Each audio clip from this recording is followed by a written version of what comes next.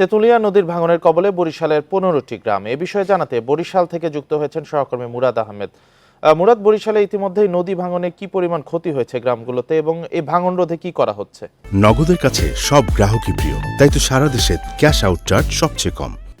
দেখুন, ভাঙন রোধে যেটি করা হচ্ছে সেটি হচ্ছে যে বালুর বস্তাগুলো ফেলা হচ্ছে, আর কোথাও কোথাও পার্কো পাইন ইত্যাদি ফেলা হচ্ছে। এটি হচ্ছে রেগুলার ওয়ার্ক। কিন্তু ভাঙনের বিষয়টা এবারে একেবারে ভিন্ন রকম। এইজন্য যে নতুন নতুন এলাকাগুলো কিন্তু ভাঙনের শিকার হচ্ছে, যে আগে কখনো ছিল না বা আগে কম ছিল। এবারে কিন্তু ধস ভাঙনের নামে আমরা কিন্তু একটা ধস দেখছি। ওরা যারা ভাঙন কবলিত তারা যেটি বলছে যে আগের ভাঙন ছিল কাটা কাটা ভাঙন, ওগুলো কিন্তু সওয়া যেত বা আস্তে আস্তে সরে যাওয়ার একটা স্কোপ থাকতো। কিন্তু এবারে হচ্ছে ডেবে যাচ্ছে, রাতে জোয়ারের পানিতে উঠছে, তার আগে ফাটল ধরছে এবং ভোরবেলা দেখা যাচ্ছে যে এলাকাগুলোতে ফাটল ধরেছিল সব ডেবে গেছে।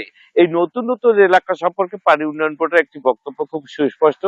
তারা যেটুকু বলছে যে আসলে তাৎক্ষণিকভাবে যতটুকু দেওয়া যায়, হেল্প করা যায় ততটুকু তারা করছেন। এটি কোনো স্থায়ী সমাধান নয়। স্থায়ী সমাধানের জন্য এর উপর আবার সমীক্ষা চলবে। বরিশালে কোথায় কোথায় এই কাজগুলো, এই ভাঙনগুলো নতুন করে হচ্ছে, এই সমীক্ষার পর সমীক্ষার রেজাল্ট বের হবে, সেখানে সুপারিশ হবে, সুপারিশ অনুযায়ী প্রকল্প হবে, প্রকল্প অনুমোদন করতে হবে। প্রকল্প অনুমোদন হওয়ার পর এই ভাঙন রক্ষার দায়িত্ব নেওয়া যাবে এবং কাজ শুরু হবে। ততক্ষণে আসলে ভাঙন কোথায় গিয়ে দাঁড়াবে এই হিসেবটাই আর বোঝা যাচ্ছে না। কারণ আমরা যেই এলাকাটায় গিয়েছি সেখানে দাঁড়িয়ে যে ছবি তোলার মতো কোনো স্কোপ ছিল না। তাতে ভাঙন এতটা খারাপ, আপনার বন যেগুলো ছিল, বাগান যেগুলো ছিল, সুপারি বাগান, নারকেল বাগান, কলা বাগান, সাবার হচ্ছে দিন রাতের সমানে। জোয়ার দেখলে এখন মানুষ ভয় পাচ্ছে।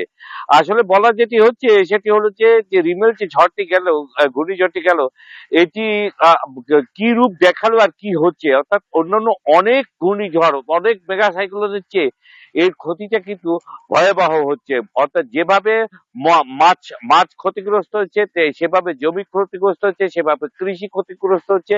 ক্ষতি ছাড়া কোনো কথা নেই। এখন গ্রামীণ জনপথে গেলে সবচেয়ে বেশি দেখা যাচ্ছে সেটি হলো বাঁধ ভাঙন। একদিকে বাঁধ ভাঙছে, একদিকে নদী ভাঙছে।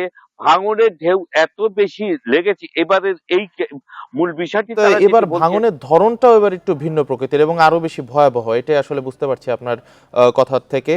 বরিশাল থেকে নদী ভাঙনের বিষয় নিয়ে জানাচ্ছিলেন সহকর্মী মুরাদ আহমেদ।